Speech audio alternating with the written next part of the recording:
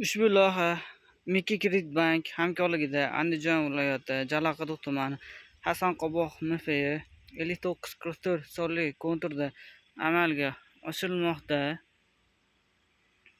Bu yerda piyoz ekini ekilgan bo'lib, maydon hajmi 10 gektarni tashkil qiladi. Uzunligi 200 metr, eniga esa 50 metr.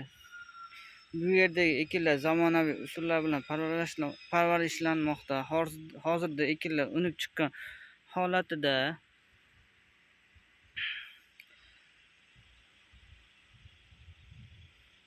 Ekinlar yetishtirish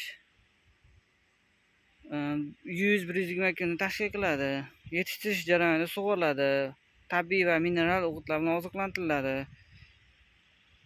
Ushbu loyihaga 56 ta dehqon xo'jaligi biriktirilgan bo'lib, har bir dehqonga o'rtacha 15 sotikdan to'g'ri keladi.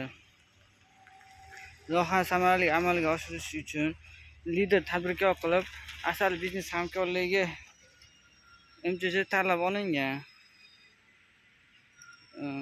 Ushbu loyiha bo'yicha har bir gektardan 50-60 tonna piyoz olish reja qilinmoqda.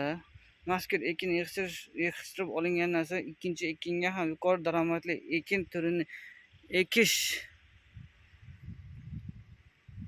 orqali yer egalarini yuqori daromadga olib chiqish maqsad qilib olingan.